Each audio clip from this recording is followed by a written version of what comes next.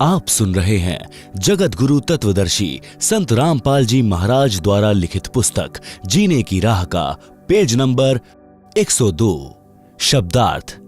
जिस क्षेत्र में महात्मा गुरुजन नहीं होते और नदी आसपास न बह रही हो, हे भक्त उस देश को त्याग दे। वहां काल की भयंकर प्रताड़ना है। इसलिए हे पाठक जनों, जब भी जिस आयु में सतगुरु मिल जाएं, भक्ति प्रारंभ कर देना। संत गरीबदास जी ने कहा है कि चली गई सो जान दे, ले रहती कूराख, उतरी लाव चढ़ाई यो, करो अपूठी चाक। भावार्थ। हे मानव, जो आयु बिना सद्गुरु मिले बीत चुकी हो, वह तो व्यर्थ गई। उसकी चिंता छोड़कर सच्ची लगन से शेष बची आयु में भक्ति करके कल्याण करवा ले। भक्ति पर लगने के पश्चात संसारिक कार्य भी आसान हो जाएंगे। जैसे कुएं से पानी निकालते समय नेजू यानी बाल्टी से बंधी रस्सी चक्र से उतर जाती तो बाल्टी को खींचना कठिन हो जाता था। नेजू को फिर से चक्र पर चढ़ाकर बाल्टी खींचना बहुत आसान हो जाता है। सतगुरु की शरण में आने से पहले लाव यानी रस्सी चक्र से उतरी हुई के समान पानी निकालना कठिन हो रहा था। उसी प्रकार सब कार्य कठिनता से बन रहे थे। भक्ति शुरू करते ही कार्य आसानी से बनने लगे। जैसे रस्सी चक्र पर चढ़ने के पश्चात पानी आसानी से निकलता है। यह विचार नहीं करना चाहिए कि अब तो आयु कम रहती है, अब क्या भक्ति करेंगे। जब भी सत्संग से ज्ञान हो जाए, उसी आयु में दृढ़ता व लगन से भक्ति पर लग जाना चाहिए। आप सुन रहे हैं जगत गुरु तत्वदर्शी संत रामपाल जी महाराज द्वारा लिखित पुस्तक जीने की राह का पेज नंबर 103। भावार्थ। जो आयु चली गई उसकी चिंता छोड़कर शेष की रक्षा करो, यानी भक्ति दान सेवा में लगा दो। जैसे पुराने समय में कुएं से खेती की सिंचाई के लिए चमड़े की चड़स प्रयोग होती थी, जिसमें 2-3 क्विंटल पानी भर जाता था।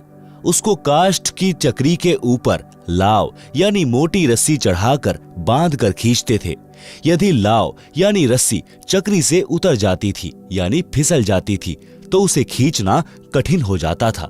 उसको जैसे तैसे पुनः चक्री यानी काष्ठ के मोटे घेरे पर चढ़ाया जाता था, जिससे चड़स को बाहर निकालना आसान होता था, जो उससे लाभ लेने का यथार्थ तरीका है।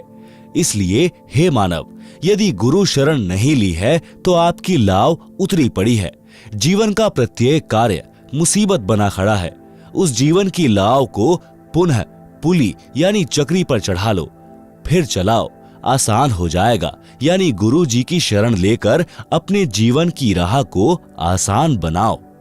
वैश्या का उद्धार। सत्संग सुनने से जीवन सुधर जाता है। परमेश्वर कबीर जी रात्रि में घर घर में सत्संग करते थे। दिन में अपने निर्वाह के लिए सब श्रोता तथा कबीर जी कार्य करते थे। एक रात्रि में सत्संग चल रहा था। थोड़ी दूरी पर काशी शहर की प्रसिद्ध वैश्या चंपाकली का आलीशान मकान था। उस रात्रि में वैश्या को ग्राहकों का टोटा था, जिस कारण से इंतजार में जाग रही थी। उसको परमात्मा कबीर जी के मुख कमल से प्रिय अमृतवाणी सुनाई दी। सत्संग में बताया गया कि मानव यानी स्त्री पुरुष का जीवन बड़े पुण्यों से प्राप्त होता है। जो स्त्री पुरुष भक्ति नहीं करते, दान सेवा नहीं करते, वे परमात्मा के चोर हैं। गीता अध्याय 3 श्लोक 12 में भी कहा कि जो व्यक्ति परमात्मा से प्राप्त धन का कुछ अंश दान धर्म में लगाए बिना स्वयं ही पेट भरता रहता है, वह तो परमात्मा का चोर ही है। जो मानव चोरी, डकैती, ठगी, वैश्यागमन करते हैं, वे महाअपराधी हैं। जो स्त्रियां वैश्या का धंधा करती हैं, वे भी महाअपराधी हैं। परमात्मा के दरबार में उनको कठिन दंड दिया जाएगा। मानव जीवन शुभ कर्म करने तथा भक्ति करने के लिए प्राप्त होता है। कबीर चोरी जारी वैश्यावृत्ति कभो न करयो कोय, पुण्य पाई नर देही ओछी ठोर न खोए। शब्दार्थ। हे मानव, चोरी जारी यानी पर स्त्री गमन, वैश्यावृत्ति यानी पर पुरुषों से धन के लोभ में स्त्री का संभोग करना कोई भी ना करना। यह मानव शरीर यानी स्त्री पुरुष बहुत पुण्यों से प्राप्त हुआ है। इससे पाप कार्यों को करके गलत स्थान पर जाकर नष्ट मत कर, शुभ कर्म कर, गुरु धारण करके अपना कल्याण करवाओ। मानव शरीर प्राप्त प्राणी को चाहिए कि सर्वप्रथम पूर्ण गुरु की शरण में जाकर दीक्षा प्राप्त करे, फिर आजीवन गुरु जी की मर्यादा में रहकर साधना तथा सेवा दान धर्म करता रहे, अपना दैनिक कार्य भी करे, परंतु सर्व बुराई त्याग दे, उसका कल्याण अवश्य होता है। अध्यात्म ज्ञान के अभाव से मानव यानी स्त्री पुरुष केवल धन उपार्जन को अपना मुख्य लक्ष्य बनाकर जीवन सफर को तय करता है। यदि आपके पास अरब खरब तक धन संपत्ति है जो आपने पूरे जीवन में अटपट छल कपट करके संग्रह की है, अचानक मृत्यु हो जाती है, सारे जीवन का जोड़ा धन तो यही रह गया, साथ तो शरीर भी नहीं गया, साथ गए तो वे पाप जो पूरे जीवन में माया के संग्रह में हुए थे।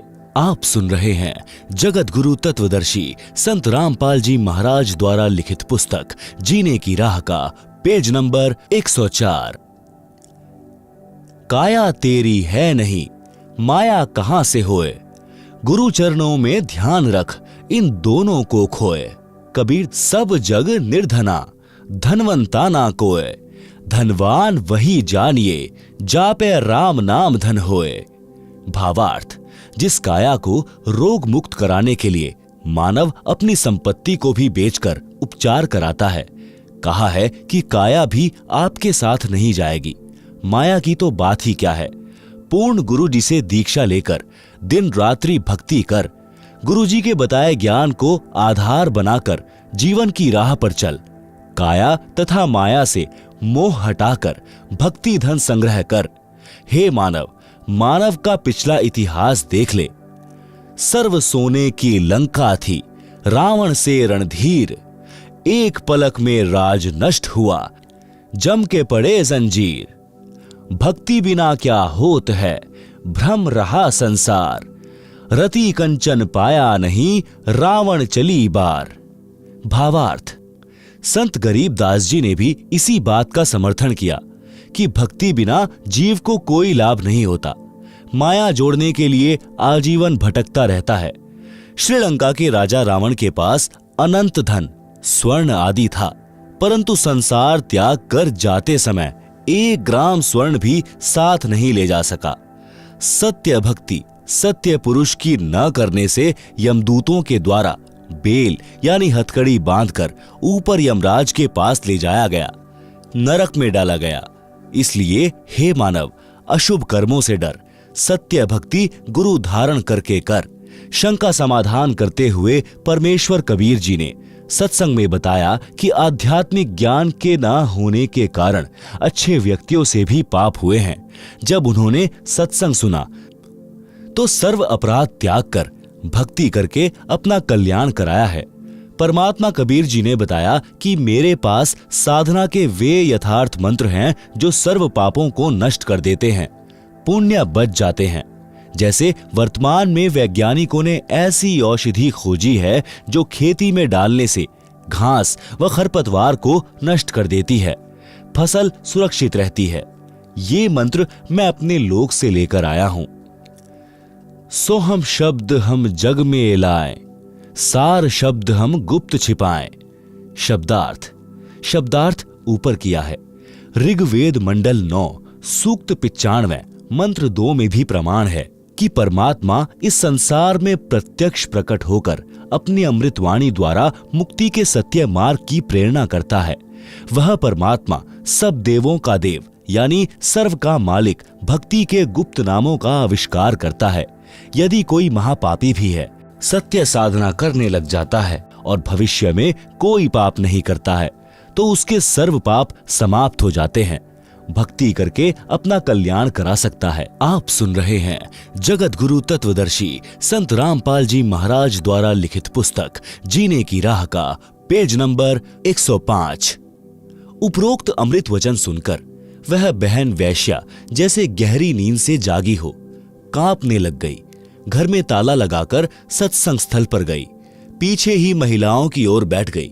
सत्संग समाप्त होने के पश्चात आवाज लगी कि जो दीक्षा लेना चाहता है वह आगे गुरुदेव जी के पास आ जाए। कुछ स्त्री तथा पुरुष उठकर आगे आए। वह वैश्या भी आई और गुरुदेव जी को अपना परिचय दिया और बताया कि मैंने तो 40 वर्ष की आयु में प्रथम बार ये उपकारी वचन सुनने को मिले हैं। हे परमात्मा, क्या मेरे जैसी पापिन का भी कल्याण संभव है? वैसे तो आप जी ने सर्व समाधान सत्संग में बता दिया, परंतु जब अपने घृणित जीवन की ओर झांकती हूं तो ग्लानि होती है तथा विश्वास नहीं हो रहा कि मेरे जैसे अपराधी को क्षमा कर दिया जाएगा। परमेश्वर कबीर जी ने कहा कि जब ही सत्य नाम हृदय धरा, भयो पाप को नाश, जैसे चिनंगी अग्नि की पड़े पुराने घास। भावार्थ, जैसे करोड़ टन सूखे घास का ढेर लगा हो, यदि उसमें एक तीली माचिस की जलाकर डाल दी जाए तो उस घास को राख बना देती है। फिर हवा चलेगी जो उस राख को भी उड़ाकर ले जाएगी। काम तमाम हुआ। इसी प्रकार करोड़ों जन्मों के भी पाप क्यों ना हो, मेरे सच्चे मंत्र का जाप उसे जलाकर राख कर देगा। भविष्य में कोई गलती ना करना, कल्याण हो जाएगा। यजुर्वेद के अध्याय 8 मंत्र 13 में भी यही प्रमाण है कि परमात्मा अपने भक्त एनसह घोर पापों का नाश कर देता है, जीव का कल्याण कर देता है। उस बहन ने पाप का कार्य यानी वैश्या का धंधा त्याग दिया। परमात्मा कबीर जी से दीक्षा लेकर मर्यादा का पालन करते हुए आजीवन साधना करके चंपाकली ने मोक्ष प्राप्त किया। रंका बंका की कथा। परमेश्वर कबीर जी से चंपाकली ने पूछा कि हे भगवान, इस पाप की संपत्ति और रुपए का क्या करूं? परमेश्वर कबीर जी ने कहा कि बेटी, इस नरक के धन को दान कर दे। घर पर जाकर चंपाकली ने विचार किया कि यदि सर्वधन दान कर दिया तो खाऊंगी क्या? कोई कार्य और है नहीं। चंपाकली सत्संग में अधिक समय जाने लगी। एक दिन सत्संग में बताया गया कि रंका यानी पुरुष तथा बंका यानी स्त्री परमात्मा के परम भक्त थे। तत्व ज्ञान को ठीक से समझा था, उसी आधार से अपना जीवन यापन कर रहे थे। उनकी एक बेटी थी जिसका नाम अंबिका था। अंबिका को अंबिका कहते थे। एक दिन नामदेव भक्त ने अपने गुरुजी से कहा कि गुरुदेव, आपके भक्त रंका व बंका बहुत निर्धन हैं। आप उन्हें कुछ धन दे दो तो उनको जंगल से लकड़ियां लाकर शहर में बेचकर निर्वाह न करना पड़े। दोनों जंगल में जाते हैं, लकड़ियां चुग कर लाते हैं। भोजन का काम कठिनता से चलता है। गुरुदेव बोले, भाई, मैंने कई बार धन देने की कोशिश की है, परंतु ये सब दान कर देते हैं। 2-3 बार तो मैं स्वयं वेश बदलकर लकड़ी खरीदने वाला बनकर गया हूं। उनकी लकड़ियों की कीमत अन्य से 100 गुना अधिक दी थी। उनकी लकड़ियां प्रतिदिन 2-2 आना की बिकती थी। मैंने 10 रुपए में खरीदी थी। उन्होंने 4 आना रखकर शेष रुपए मेरे को सत्संग में दान कर दिए। अब आप बताओ कि कैसे धन दूं? भक्त नामदेव जी ने फिर आग्रह किया कि अब की बार धन देकर देखो, अवश्य लेंगे। गुरु तथा नामदेव जी उस रास्ते पर गए जिस रास्ते से रंका बंका लकड़ी लेकर जंगल से आते थे। गुरुजी ने रास्ते में सोने यानी गोल्ड के बहुत सारे आभूषण डाल दिए जो लाखों रुपए की कीमत के थे। नामदेव तथा गुरुदेव एक झाड़ के पीछे छिपकर खड़े हो गए। रंका आगे आगे चल रहा था, सिर पर लकड़ियां रखकर, तथा उसके पीछे लकड़ियां लेकर बंका 200 फुट के अंतर में चल रही थी। भक्त रंका जी ने देखा कि स्वर्ण आभूषण बेशकीमती हैं और बंका नारी जाती है। कहीं आभूषणों को देखकर लालच आ जाए और अपना धर्म कर्म खराब कर ले, इसलिए पैरों से उन आभूषणों पर मिट्टी डालने लगा। भक्तमती बंका भी पूरे गुरु की चेली थी। उसने देखा कि पतिदेव गहनों पर मिट्टी डाल रहा है, उद्देश्य भी जान गई। आवाज लगाकर बोली कि चलो भक्त जी, क्यों मिट्टी पर मिट्टी डाल रहे हो? बंका जी समझ गए कि इरादे की पक्की है, कच्ची नहीं है। दोनों उस लाखों के धन का उल्लंघन करके नगर को चले गए। गुरुजी ने कहा कि देख लिया भक्त नामदेव जी, भक्त हो तो ऐसे। आप सुन रहे हैं जगत गुरु तत्वदर्शी संत रामपाल जी महाराज द्वारा लिखित पुस्तक जीने की राह का पेज नंबर 106। एक दिन शाम 4 बजे गुरुजी सत्संग कर रहे थे। सत्संग स्थल रंका जी की झोपड़ी से 4 एकड़ की दूरी पर था। रंका तथा बंका दोनों सत्संग सुनने गए हुए थे। उनकी बेटी अंबिका आयु 19 वर्ष झोपड़ी के बाहर चारपाई पर बैठी थी। झोपड़ी में आग लग गई, सब सामान जल गया। अंबिका दौड़ी दौड़ी आई और देखा कि सत्संग चल रहा था। गुरुजी सत्संग सुना रहे थे। श्रोता विशेष ध्यान से सत्संग सुनने में मग्न थे। शांति छाई थी। अंबिका ने जोर जोर से कहा कि माताजी, झोपड़ी में आग लग गई, सब सामान जल गया। माता बंकी उठी और बेटी को एक ओर ले गई और पूछा कि क्या बचा है। बेटी अंबिका ने बताया कि एक चारपाई बाहर थी, वही बची है। भक्त रंका भी उठकर आ गया था। दोनों ने कहा कि बेटी, उस चारपाई को भी आग के हवाले करके आ जा, सत्संग सुन ले। झोपड़ी नहीं होती तो आग नहीं लगती, आग नहीं लगती तो सत्संग के वचनों का आनंद भंग नहीं होता। अंबिका गई और चारपाई को झोपड़ी वाली आग में डालकर सत्संग सुनने आ गई। सत्संग के पश्चात घर गए। उस समय का खाना सत्संग में लंगर में खा लिया था। रात्रि में जली झोपड़ी के पास एक पेड़ के नीचे बिना बिछाए सो गए। भक्ति करने के लिए वक्त से उठे तो उनके ऊपर सुंदर झोपड़ी थी तथा सर्व बर्तन तथा आटा दाल आदि आदि मिट्टी के घड़ों में भरा था। उसी समय आकाशवाणी हुई कि भक्त परिवार, यह परमात्मा की मेहर है, आप इस झोपड़ी में रहो, यह आज्ञा है गुरुदेव की। तीनों प्राणियों ने कहा कि जो आज्ञा गुरुदेव।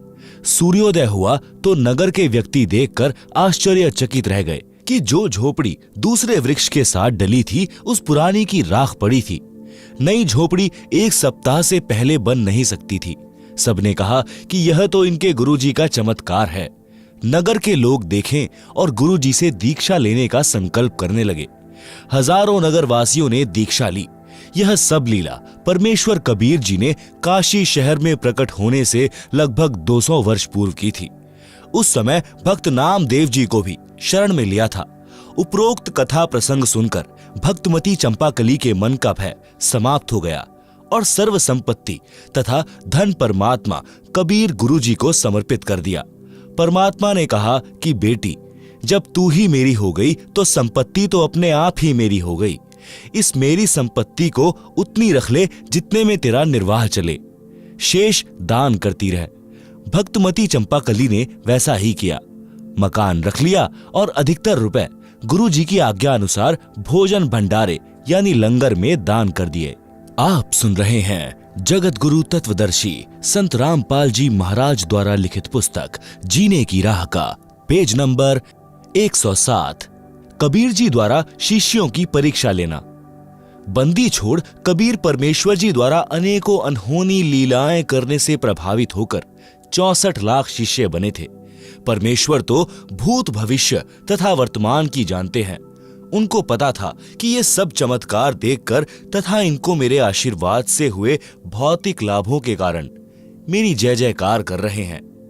इनको मुझ पर विश्वास नहीं है कि मैं परमात्मा हूं, परंतु देखा देखी कहते अवश्य है कि कबीर जी हमारे सद्गुरु जी तो स्वयं परमात्मा आए हैं। अपने लाभ भी बताते थे। एक दिन परमेश्वर कबीर जी ने शिष्यों की परीक्षा लेनी चाहिए कि देखूं तो कितने ज्ञान को समझे हैं। यदि इनको विश्वास ही नहीं है तो ये मोक्ष के अधिकारी नहीं है, ये तो मेरे सिर पर व्यर्थ का भार है। यह विचार करके एक योजना बनाई। अपने परम शिष्य रविदास से कहा कि एक हाथी किराए पर लाओ। काशी नगर में एक सुंदर वैश्या थी। उसके मकान से थोड़ी दूरी पर किसी कबीर जी के भक्त का मकान था। कबीर जी उसके आंगन में रात्रि के समय सत्संग कर रहे थे। उसी दिन उस वैश्या के पास भी ग्राहक नहीं थे। सत्संग के वचन सुनने के लिए वह अपने मकान की छत पर कुर्सी लेकर बैठ गई। पूर्ण रात्रि सत्संग सुना और उठकर सत्संग स्थल पर गई तथा परमात्मा कबीर जी को अपना परिचय दिया तथा कहा कि गुरुजी, क्या मेरे जैसी पापिनी का भी उद्धार हो सकता है? मैंने अपने जीवन में प्रथम बार आत्म कल्याण की बातें सुनी हैं। अब मेरे पास दो ही विकल्प हैं कि या तो मेरा कल्याण हो या मैं आत्महत्या करके पापों का प्रायश्चित करूं। परमात्मा कबीर जी ने कहा, बेटी, आत्महत्या करना महापाप है। भक्ति करने से सर्व पाप परमात्मा नष्ट कर देता है। आप मेरे से उपदेश लेकर साधना करो और भविष्य में पापों से बचकर रहना। उस बहन ने प्रतिज्ञा की और परमात्मा कबीर जी से दीक्षा लेकर भक्ति करने लगी तथा जहां भी प्रभु कबीर जी सत्संग करते वहीं सत्संग सुनने जाने लगी, जिस कारण से कबीर जी के भक्तों को उसका सत्संग में आना अच्छा नहीं लगता था। वे उस लड़की को कहते थे कि तेरे कारण गुरु जी की बदनामी होती है, तू सत्संग में मत आया कर, तू सबसे आगे गुरु जी के पास बैठती है, वहां ना बैठा कर। लड़की ने ये बातें गुरु कबीर जी को बताई और फूट फूट कर रोने लगी। परमेश्वर जी ने कहा कि बेटी, आप सत्संग में आया करो। कबीर जी ने सत्संग वचनों द्वारा स्पष्ट किया कि मैला कपड़ा साबुन और पानी से दूर रहकर निर्मल कैसे हो सकता है। इसी प्रकार पापी व्यक्ति सत्संग से तथा गुरु से दूर रहकर आत्म कल्याण कैसे करा सकता है। भक्त वैश्या तथा रोगी से नफरत नहीं करते, सम्मान करते हैं, उसको ज्ञान चर्चा द्वारा मोक्ष प्राप्ति की प्रेरणा करते हैं। परमात्मा कबीर जी के बार बार समझाने पर भी भक्तजन उस लड़की को सत्संग से मना करते रहे तथा बहाना करते थे कि तेरे कारण गुरु जी काशी में बदनाम हो गए हैं।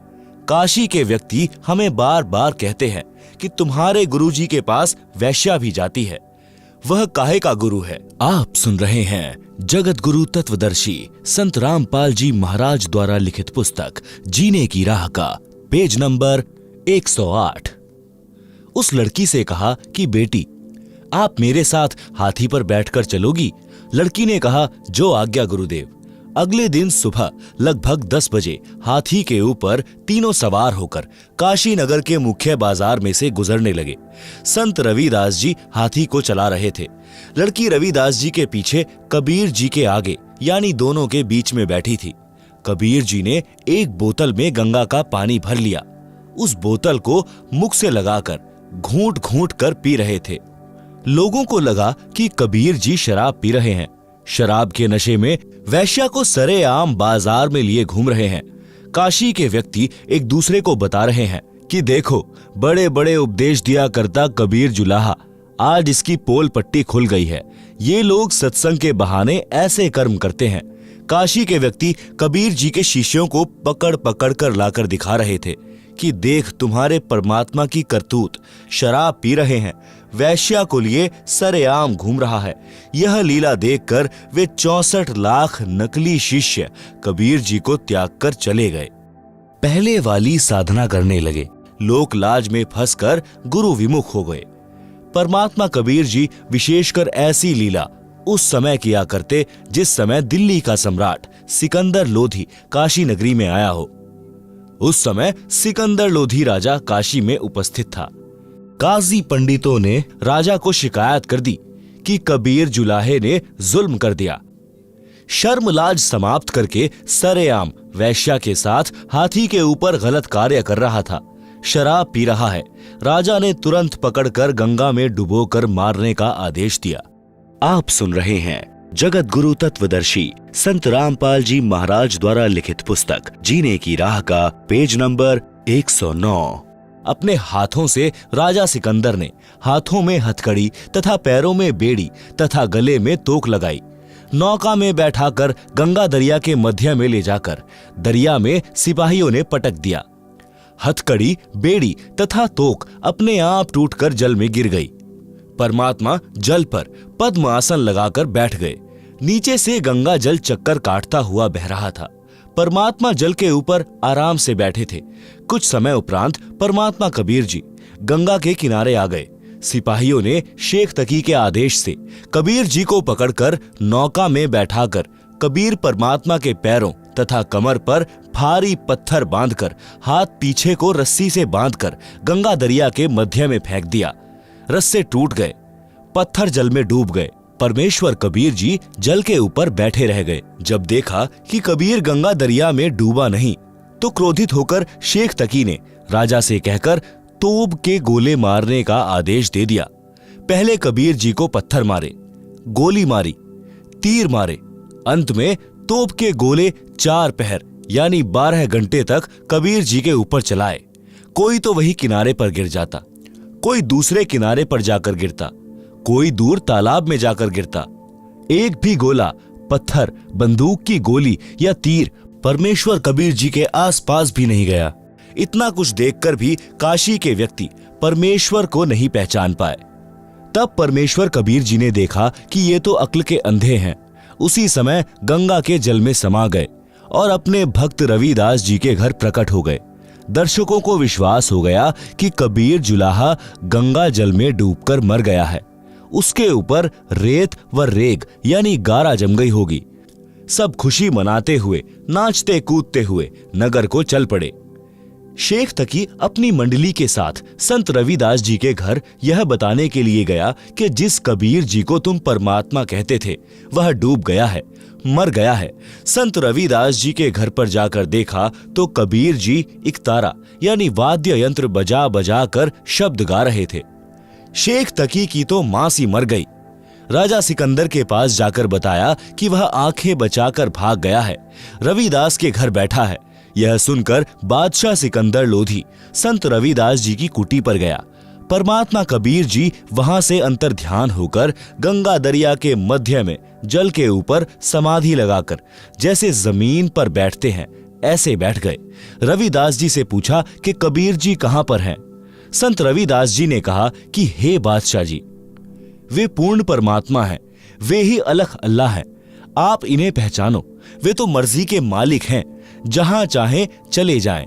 मुझे कुछ नहीं पता कहां चले गए, वे तो सबके साथ रहते हैं। उसी समय किसी ने बताया कि कबीर जी तो गंगा के बीच में बैठे भक्ति कर रहे हैं।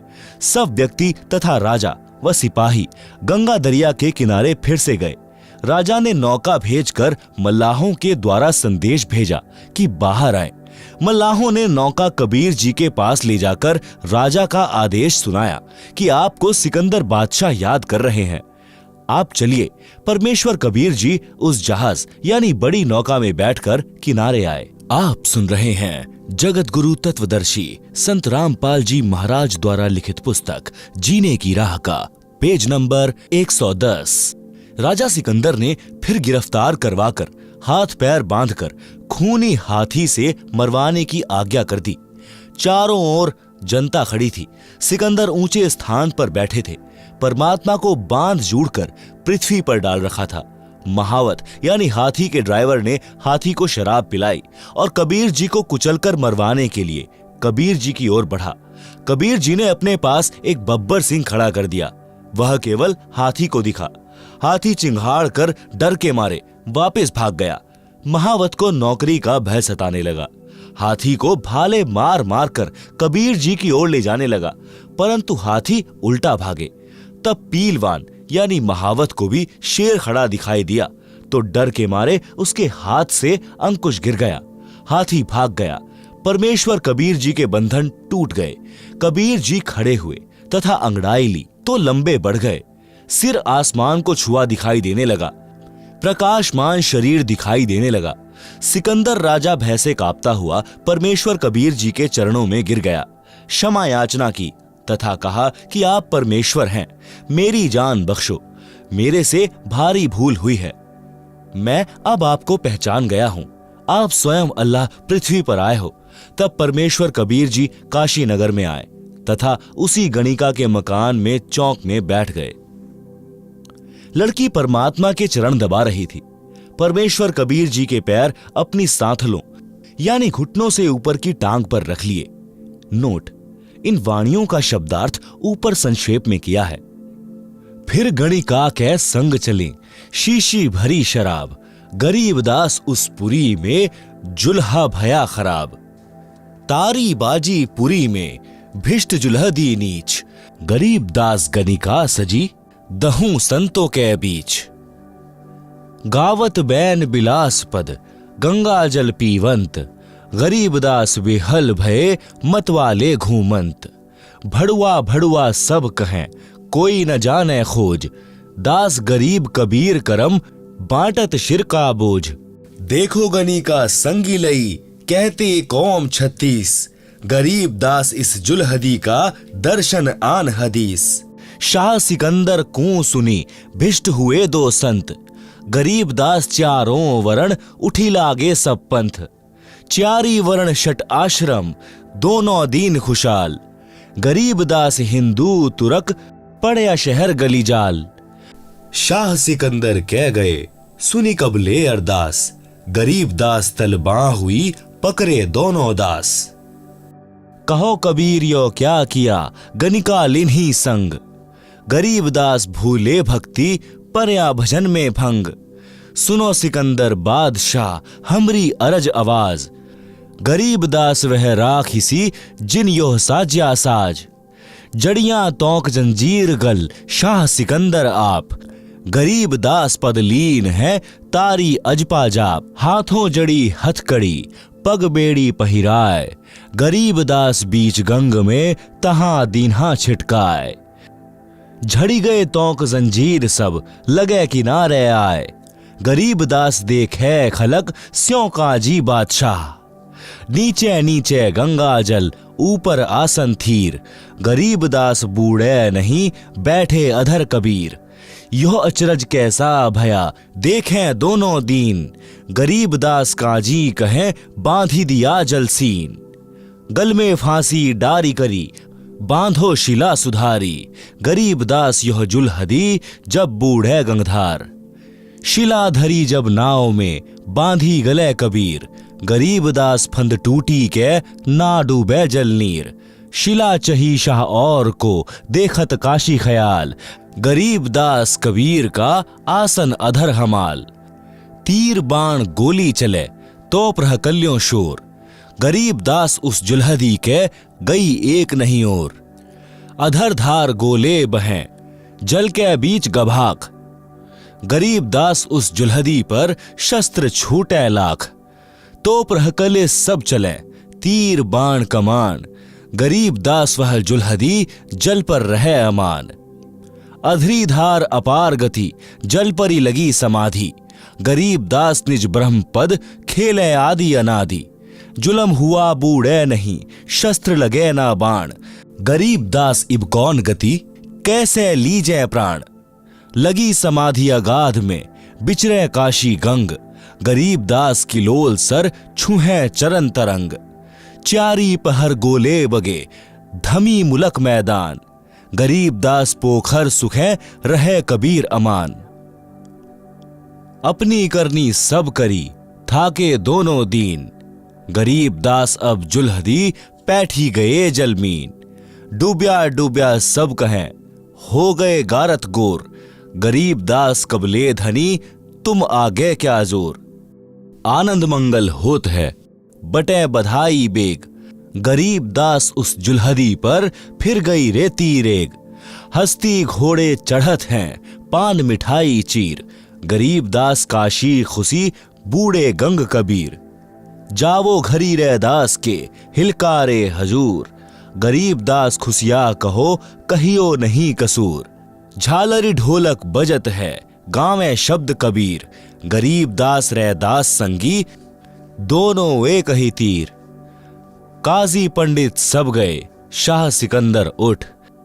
गरीब दास रे दास के भेष गए जटजूट। कोठी कुठले सब झके बासन टींडर गोली। गरीब दास रह दास सुनो कहां गए वह बोल। वे प्रगट पूर्ण पुरुष हैं अविनाशी अलख अल्लाह। गरीब दास रह दास कहे सुनो सिकंदर शाह। सूरजमुखी सुभान सर खिले फूल गुलजार। गरीब दास काजी पंडित करता शाह पुकार। शाह सिकंदर फिर गए उस गंगा के तीर। दास गरीब कबीर हरि बैठे ऊपर नीर। बैठी मलाह जिहाज में गए धार के बीच। गरीब दास हरि हरि करे प्रेम फुहारे सींच। करी अरज मलाह तहां दीन दुनी बादशाह। गरीब दास आसन उधर लगी समाधि जुलाहा। भंवर फिरत हैं गंग जल फूल उगाने कोटि। गरीब दास तहां बंदगी हरिजन हरि की ओट। संकल सीढ़ी लाय करी उतरे तहां मलाह। गरीब दास हम बंदगी याद किए बादशाह। बैठ कबीर जहाज में आए गंगा घाट। गरीब दास काशी थकी हांडे बहु विधि बाट। आप सुन रहे हैं जगत गुरु तत्वदर्शी संत रामपाल जी महाराज द्वारा लिखित पुस्तक जीने की राह का पेज नंबर 111। शब्दार्थ वाणी नंबर 726 से 730 का शब्दार्थ। परमात्मा कबीर जी ने शिष्यों की परीक्षा लेने के उद्देश्य से एक शीशी में गंगा दरिया का जल भर लिया। काशी शहर की प्रसिद्ध वैश्या और रविदास संत जी के साथ किराए के हाथी पर चढ़कर काशी शहर के मुख्य बाजार की गलियों में घूमने लगे।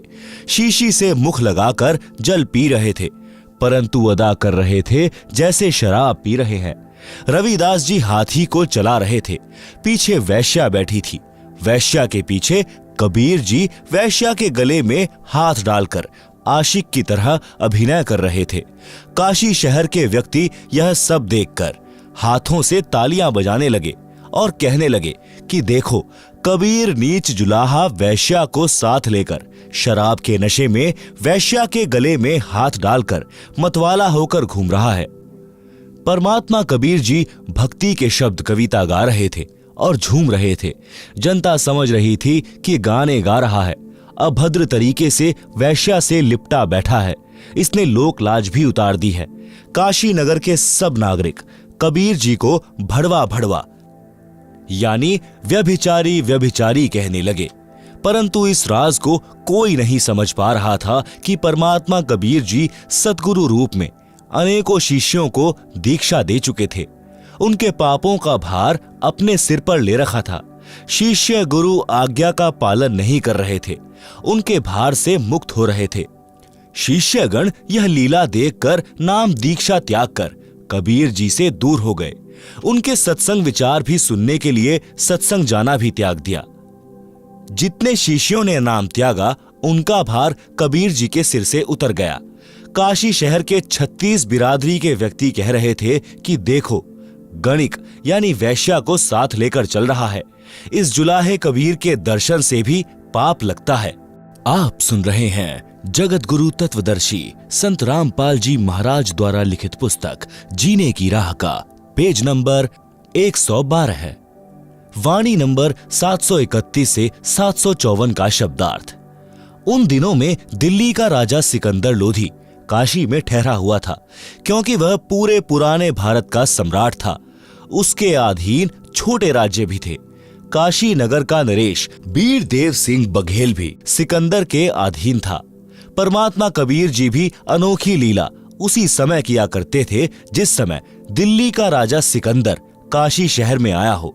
परमेश्वर तो जानते हैं कि जितने भी मानव जिस जिस धर्म के हैं तथा अन्य जीव सब उसी के अपने बच्चे हैं, उन्हीं के वचन से उत्पन्न हैं।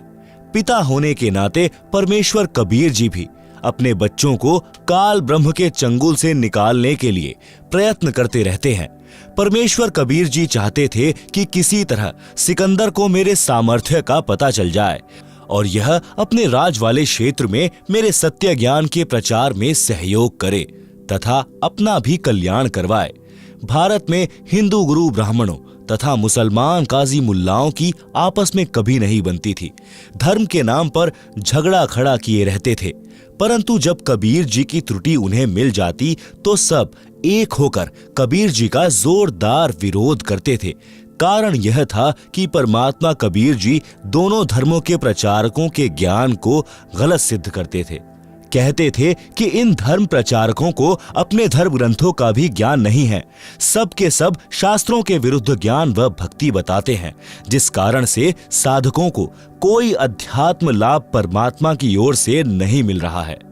कबीर जी से दीक्षा लेने वालों को तुरंत लाभ मिलता था। यही कारण था कि उस समय परमात्मा कबीर जी के 64 लाख शिष्य हो गए थे। सब महादुखी थे। दीक्षा व आशीर्वाद से सबका कष्ट नष्ट होकर सब सुखी हो गए थे। कबीर जी के अनुयायी हिंदू तथा मुसलमान दोनों ही बहुसंख्या में बन रहे थे, जिस कारण से वे धर्म प्रचारक यानी धर्म गुरु कबीर जी से घोर ईर्ष्या रखते थे। इस घटना से उनको पंख लग गए। विचार किया कि दिल्ली का सम्राट भी आया है, आज इस जुलाहे को मौत की सजा दिलाएंगे। यह विचार करके हजारों की संख्या में दोनों धर्मों के व्यक्ति राजा सिकंदर के पास विश्राम गृह में गए। कारण का पता लगने पर राजा सिकंदर ने जनता को प्रसन्न करने के लिए कहा कि अभी गिरफ्तार करवाकर उस कबीर को मौत के घाट उतारता हूं। संत रविदास जी तथा परमात्मा कबीर जी दोनों को पुलिस पकड़ लाई। संत रविदास जी को तो छोड़ दिया, क्योंकि कबीर जी ने सब अपनी गलती मानी थी। कहा था कि न रविदास जी का दोष है न गणिका का, सब कुछ मैंने किया है। आप सुन रहे हैं जगत गुरु तत्वदर्शी संत रामपाल जी महाराज द्वारा लिखित पुस्तक जीने की राह का पेज नंबर 113। सिकंदर लोधी का असाध्य रोग परमेश्वर कबीर जी के आशीर्वाद से समाप्त हुआ था। कमाल लड़के को तथा कमाली लड़की को तथा स्वामी रामानंद को, जिसकी हत्या सिकंदर लोधी राजा ने की थी, राजा के सामने मुर्दों को जीवित किया था।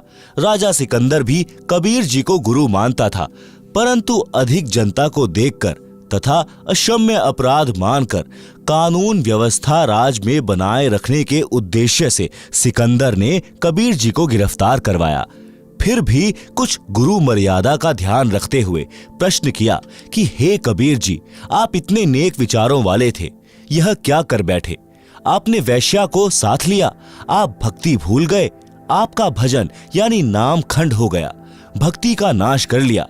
कबीर जी ने उत्तर दिया कि हे सिकंदर बादशाह, आपके प्रश्न का उत्तर सुनो।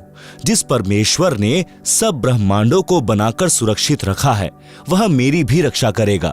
सिकंदर लोधी राजा ने जनता को शांत करने के उद्देश्य से अपने हाथों से कबीर परमेश्वर के हाथों में हथकड़ी, पैरों में बेड़ी, गले में तोक पहनाकर गंगा दरिया के मध्य में डालकर मारने का आदेश सुना दिया। राजा के आदेशानुसार कबीर जी को गंगा नदी के मध्य में नौका के द्वारा ले जाकर जल में डाल दिया। परमेश्वर कबीर जी के हाथों की हथकड़ी, पैरों की बेड़ी तथा गले की तोक वाली जंजीर टूटकर जल में गिर गई और परमात्मा कबीर जी जल के ऊपर बैठे रहे। यह देखकर काजियों ने कहा कि कुछ इसने जादू तंत्र करके जल को बांध दिया है, इस कारण से नहीं डूब रहा। कुछ समय तक जल पर बैठे रहे, फिर गंगा नदी के किनारे की ओर उसी स्थान पर आ गए जिस स्थान से नौका में बैठा कर ले गए थे। उस स्थान पर यानी गंगा दरिया के किनारे पर कई हजार व्यक्ति देखने के लिए उपस्थित थे। राजा सिकंदर भी उपस्थित था। काजी व मुल्ला तथा ब्राह्मणों ने विचार करके राजा से कहा कि इसके गले में पत्थर की भारी वजन वाली शिला बांधकर दरिया के मध्य डाला जाए, यह तब डूबेगा। नौका में कबीर जी को बैठाकर गले में लोहे की मोटी जंजीर से पत्थर की भारी शिला बांधकर गंगा नदी के मध्य में जल में पटक दिया। जंजीर टूट गई।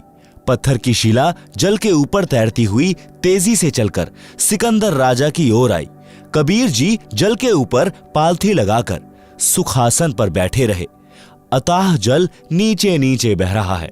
परमात्मा कबीर जी जल में डूबे नहीं। जल की लहरें परमेश्वर जी के चरण छूकर उछल उछल कर किलोल कर रही थी। राजा ने आदेश दिया कि तीर मारकर इसका अंत कर दो।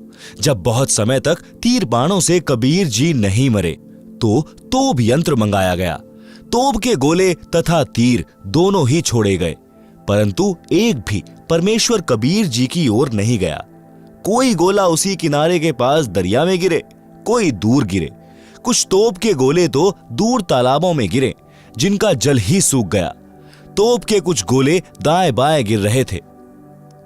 परमात्मा कबीर जी के निकट एक भी तीर बाण व तोप का गोला नहीं गया। यह प्रयत्न 4 पहर यानी 12 घंटे तक चला, परंतु कबीर जी नहीं मरे।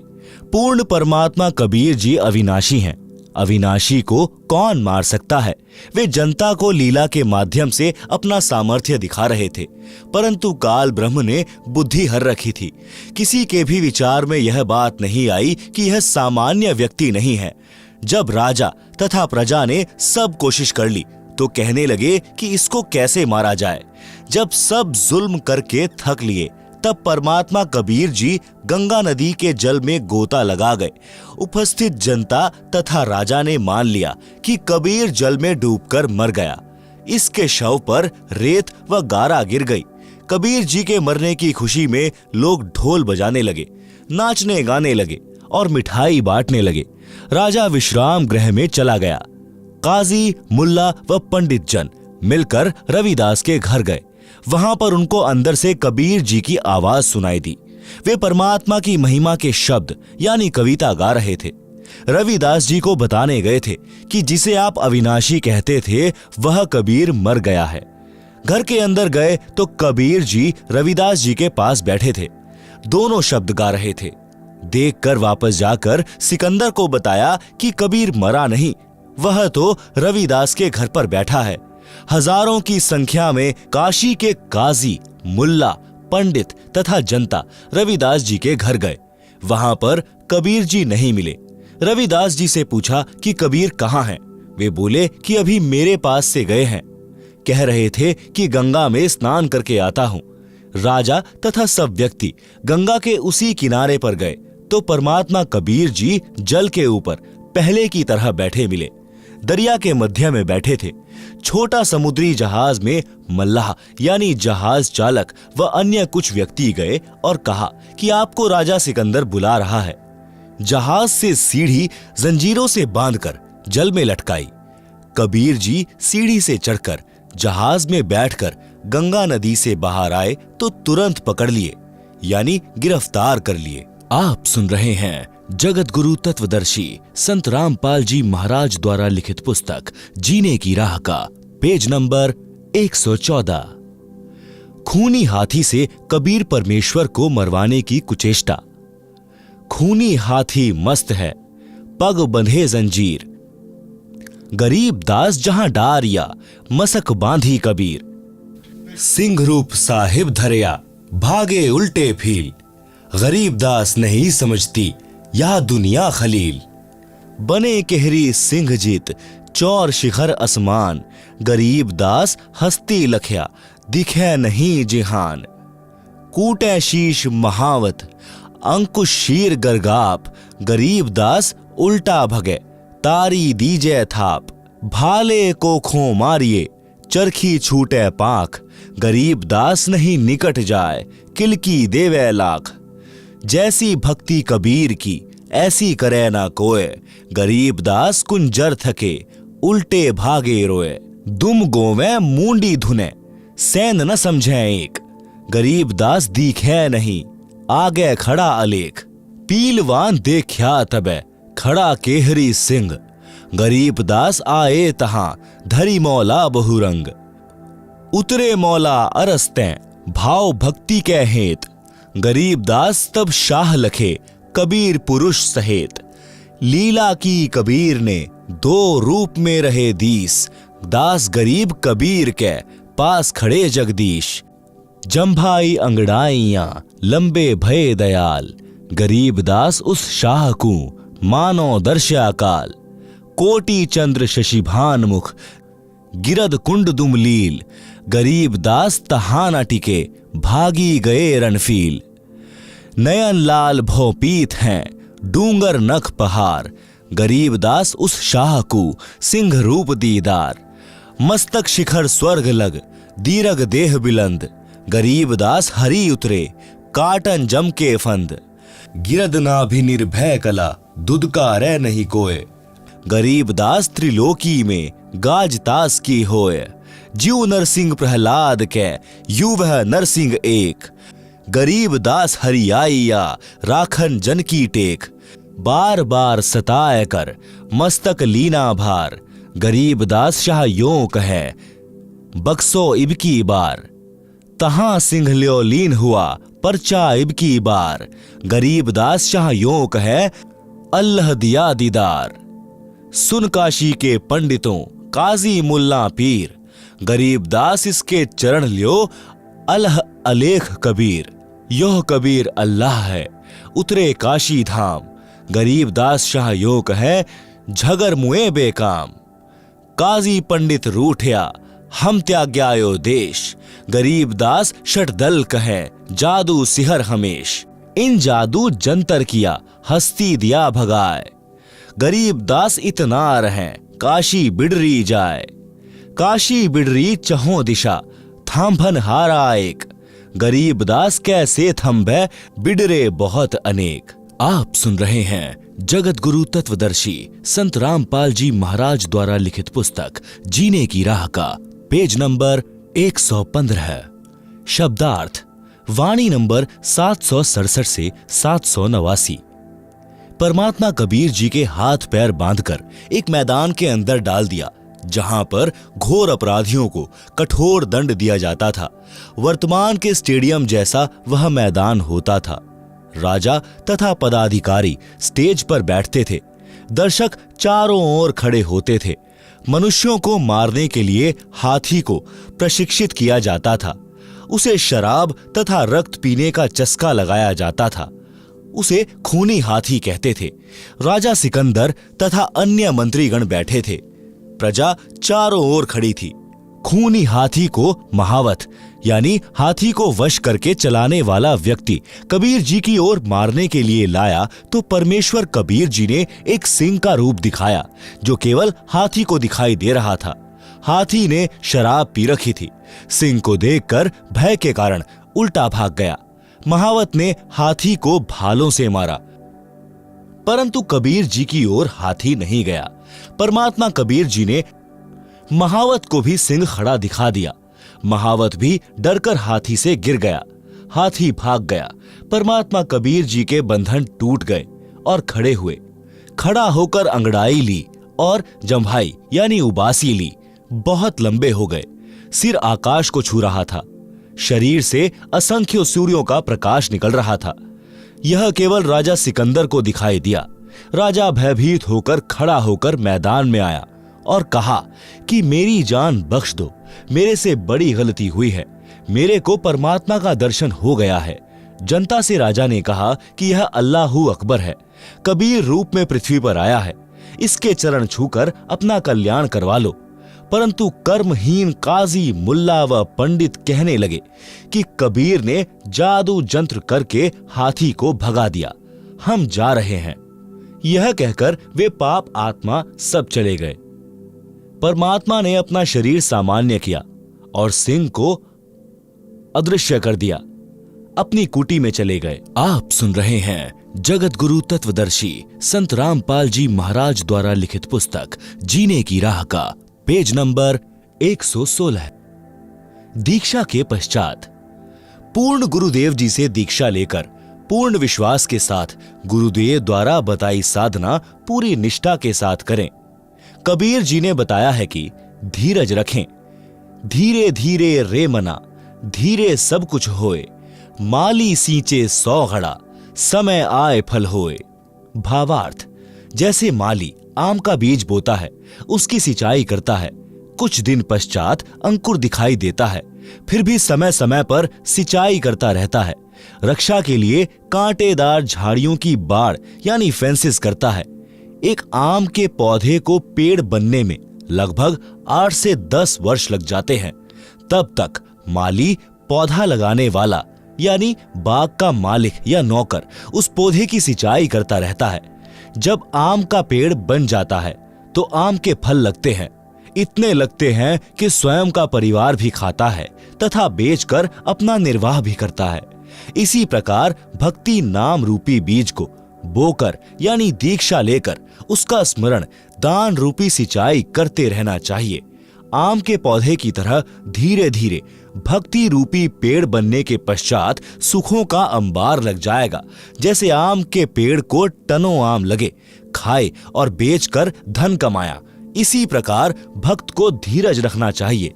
धीरे धीरे भक्ति का परिणाम आने लगेगा। विश्वास, परमात्मा की भक्ति का लाभ उसी को होता है जो परमात्मा की महिमा पर पूर्ण विश्वास रखता है।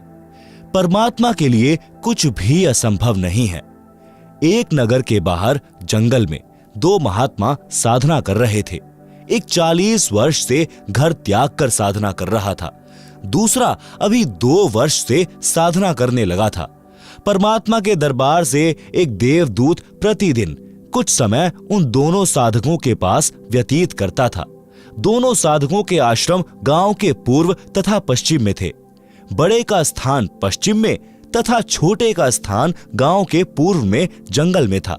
देवदूत प्रतिदिन 1-1 घंटा दोनों के पास बैठता, परमात्मा की चर्चा चलती, दोनों साधकों का अच्छा समय व्यतीत होता। एक दिन देवदूत ने भगवान विष्णु जी से कहा कि भगवान, कपिला नगरी के बाहर आपके 2 परम भक्त रहते हैं। श्री विष्णु जी ने कहा कि एक परम भक्त है, दूसरा तो बनावटी भक्त है।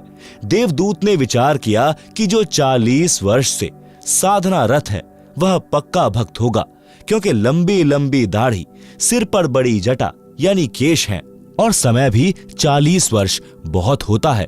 देवदूत बोला कि हे प्रभु, जो 40 वर्ष से आपकी भक्ति कर रहा है वह होगा परम भक्त। प्रभु ने कहा नहीं, दूसरा जो 2 वर्ष से साधना में लगा है। प्रभु ने कहा कि देवदूत, मेरी बात पर विश्वास नहीं हुआ। देवदूत बोला, प्रभु ऐसा नहीं है, परंतु मेरी तुच्छ बुद्धि यही मान रही है कि बड़ी आयु वाला भी अच्छा भक्त है। श्री विष्णु जी ने कहा कि कल आप देर से पृथ्वी पर जाना, दोनों ही देर से आने का कारण पूछेंगे तो आप बताना कि आज प्रभु जी ने हाथी को सुई के नाके से निकालना था, वह लीला देखकर आया हूं, इसलिए आने में देर हो गई। जो उत्तर मिले उससे आपको भी पता लग जाएगा कि परम भक्त कौन है। पहले प्रतिदिन देवदूत सुबह 8 बजे के आसपास बड़े के पास जाता था और 10 बजे के आसपास छोटी आयु वाले के पास जाता था। अगले दिन बड़ी आयु वाले के पास दिन के 12 बजे पहुंचा। देर से आने का कारण पूछा तो देवदूत ने बताया कि आज 11:30 बजे दिन के परमात्मा ने लीला करनी थी, वह देख कर आया हूं। 40 वर्ष वाले ने पूछा कि क्या लीला की प्रभु ने, बताइएगा। देवदूत ने कहा कि श्री विष्णु जी ने कमाल कर दिया, हाथी को सुई के नाके यानी छिद्र में से निकाल दिया। यह सुनकर भक्त बोला कि देवदूत, ऐसी झूठ बोल जो सुने उसे विश्वास हो। यह कैसे हो सकता है कि हाथी सुई के नाके में से निकल जाए? मेरे सामने निकाल कर दिखाओ। देवदूत समझ गया कि भगवान सत्य ही कह रहे थे। यह तो पशु है, भक्त नहीं, जिसे परमात्मा पर ही विश्वास नहीं कि वह सक्षम है। जो कार्य मानव नहीं कर सकता परमात्मा कर सकता है, उसकी भक्ति व्यर्थ तथा बनावटी है। देवदूत नमस्ते करके चल पड़ा और छोटे भक्त के पास आया। भक्त ने देरी से आने का कारण पूछा तो देवदूत ने संकोच के साथ बताया कि कहीं यह कोई गलत भाषा न बोल दे। कहा कि भक्त क्या बताऊं, परमात्मा ने तो अचरज कर दिया, कमाल कर दिया, देखकर आंखें फटी की फटी रह गई। परमात्मा ने हाथी को सुई के नाके यानी धागा डालने वाले छिद्र के अंदर से निकाल दिया। यह सुनकर भक्त बोला कि देवदूत जी, इसमें आश्चर्य की कौन सी बात है? परमात्मा निकाल दे पूरी पृथ्वी को सुई के नाके में से, हाथी तो बात ही क्या है। देवदूत ने भक्त को सीने से लगाया और कहा कि धन्य है आपके माता पिता जिनसे जन्म हुआ, कुर्बान हूं आपके परमात्मा पर अटल विश्वास पर।